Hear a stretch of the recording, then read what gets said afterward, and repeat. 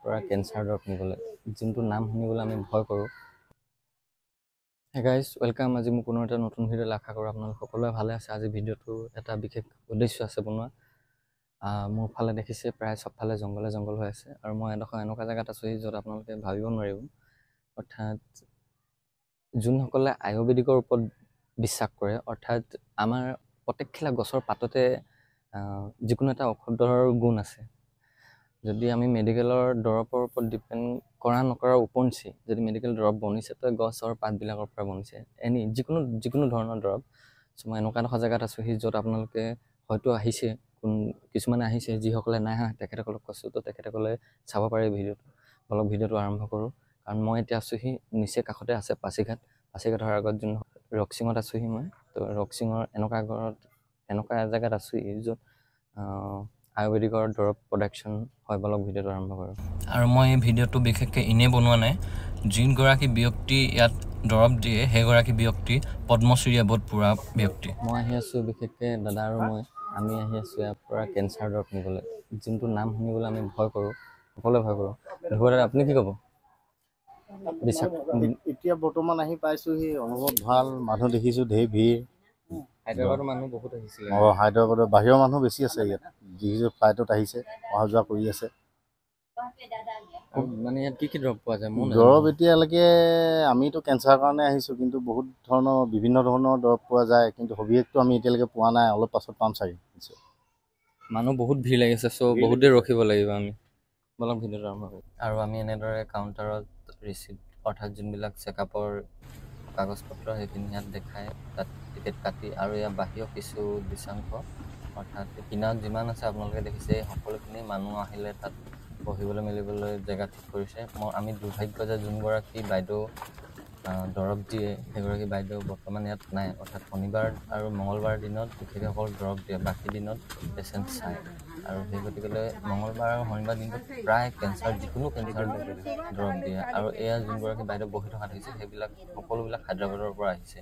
ইয়াত হায়দৰাবাদ আছিলে, ভূটান আছিলে, আৰু বহুত দূৰৰ যি পেচেণ্ট আছিলে দৰৱ নিবলৈ আহিছে। আৰু এইগৰাকী বাইদেউ যোনবিলাক দূৰৰ পৰা আহে, সিহঁতি ফ্লাইটত চব বস্তু নিব নোৱাৰে। আৰু ইয়াৰ পৰা আপোনালোকে যদি বস্তু নিয়ে, ইয়াৰ পৰা যোনখন ৰিচিপ্ট দিয়ে, যদি এয়াৰপৰ্টত দেখাই দেন এয়াৰপৰ্টত যাবলৈ দিয়ে। কাৰণটো হৈ গ'ল, যিগৰাকী বাইদেউৰ ৰিচিপ্ট যাব সেইগৰাকী বাইদেউ পদ্মশ্ৰী এৱাৰ্ড পোৱাৰ বাবে এয়াৰপৰ্টতো আপোনালোকক বহুতখিনি ছাপোৰ্ট কৰে যোৱা ক্ষেত্ৰত। আদাৰৱাইজ আপোনালোকে যিকোনো বস্তু এয়াৰপৰ্টত কেতিয়াও পাৰ কৰিব নোৱাৰে, অৰ্থাৎ নিব নোৱাৰে। আপোনালোকে ভালকৈ জানে সেইটো। আৰু এয়া হৈ গ'ল বাহিৰৰ কিছু দৃশ্যাংশ, য'ত দৰৱবিলাক ৰেডি কৰে, অৰ্থাৎ সিহঁতে দৰৱবিলাক ষ্টকত থয়, বা দৰৱবিলাক আপোনালোকলৈ যোনবিলাক ডিভাইড কৰে, অৰ্থাৎ আগবঢ়ায়। এইফালে আপোনালোকে চাব পাৰে সম্পূৰ্ণৰূপে চব এনেকুৱা গছ বাকী নাই নেকি যিবিলাক দিবলৈ মানুহক বাকী থৈছে। অৰ্থাৎ যিকোনো গছৰ পৰাই মানে সিহঁতি দৰৱ কিবা নহয় কিবা এটা দৰৱ বনাই দিয়ে, যোনবিলাক বস্তু আমি ইগন'ৰ কৰোঁ। অৰ্থাৎ আমাৰ বিশেষকৈ অসমখনত আমাৰ অসমৰ মানুহে প্ৰায় ইগন'ৰ কৰে, এই গছ এইজোপা কিবা কিবি। কিন্তু ইয়াত গৈ মই এইটো ফিল হৈছে যে এইজোপা গছ কিয় আমি এনেকুৱা ইগন'ৰ কৰিলোঁ। তো সেই ফিলটো আপোনালোকৰো আহিব যদি আপোনালোকে ইয়ালৈ যায়, বা যদি আপোনালোকে ভিডিঅ'টো সম্পূৰ্ণৰূপে চায়। গতিকে স্কিপ নকৰাকৈ সম্পূৰ্ণৰূপে চাই থাকক। আৰু যদি চেনেলটো নতুনকৈ আহিছে, লাইক ছাবস্ক্ৰাইব ফ'ল' কৰি ল'ব আহিবলগীয়া ভিডিঅ'বোৰৰ বাবে। আৰু যিগৰাকী বাইদেউ দেখিছে আৰু লগত এজন মানুহ দেখিছে, তো সিহঁতি কি কৰে, বস্তুবিলাক ইয়াৰ পৰা আগবঢ়ায়, অৰ্থাৎ পেচেণ্টলৈ দিয়ে। আৰু যোনগৰাকী বাইদেউ মেইনগৰাকী, সেইগৰাকী বাইদেউ নাই। যিহেতু যদি থকা হ'লে আপোনালোকক সম্পূৰ্ণৰূপে মই বাইদেউগৰাকীৰ লগত কথাও পতোৱালো, কিন্তু দুৰ্ভাগ্যক্ৰমে তেখেত নাছিলে, বাহিৰত গৈছিলে অলপ। আৰু এনেদৰে পেচেণ্টক আগবঢ়াই কি ধৰণে বস্তুবিলাক ব্যৱহাৰ কৰিব শুনকচোন আপোনালোকে নিজে। जाके निकाल के डोला में दोनों हाथ से पूरा मिला के पेन में सुखाना है, धूप में नहीं सुखाना है। सूखने जब तक नहीं सूखेगा बाहर में ऐसे रखते रहो, नहीं सूखने से ऐसे अंदर में रखने से फंगस निकलते हैं। पेशेंट कौन है? लड़का है ना, ये उसका ये हाथ से ऐसे करके 3 मुट्ठी उतारने दो। ये 1 मुट्ठी हो गया ना, और 2 मुट्ठी उतार के पीस के कूट के ना उसको क्या बोलता है, मिट्टी का बर्तन में बॉईल करो।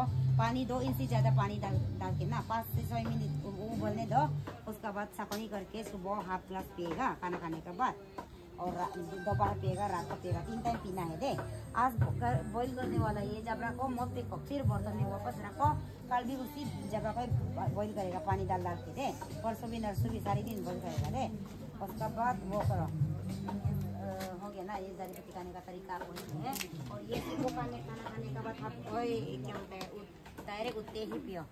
3 ढक्कन पीने का पेट दे, पानी पीने से पहले ये ढक्कन में। আৰু এনেদৰে মানুহবিলাকক কিদৰে দৰৱ ব্যৱহাৰ কৰিব লাগে সকলোবিলাক শিকাই দিয়ে। আৰু আপোনালোকে এয়া দেখিছে সকলোবিলাক আয়ুৰ্বেদিকৰ বস্তু যিবিলাক ৰেডি কৰি আছে তলত, অৰ্থাৎ সকলোবিলাক বস্তু সিহঁতি ৰাখে আৰু তাত সকলোবিলাক ৰেডি কৰে। আৰু যদি ভিডিঅ'টো আপোনালোকে ভাল পালে সকলোৱে মৰম দিব, লাইক ছাবস্ক্ৰাইব ফ'ল' কৰি ল'ব আহিবলগীয়া ভিডিঅ'বিলাকৰ বাবে। আৰু এই লোকেশ্যনটোত আপোনালোকে বিশেষকৈ আহিব, ওলাবলৈ সহজ হ'ব। আজিলৈ বাই বাই, আকৌ লগ পাম পুনৰ এটা নতুন ভিডিঅ'টো চোৱাৰ বাবে সকলোলৈকে ধন্যবাদ।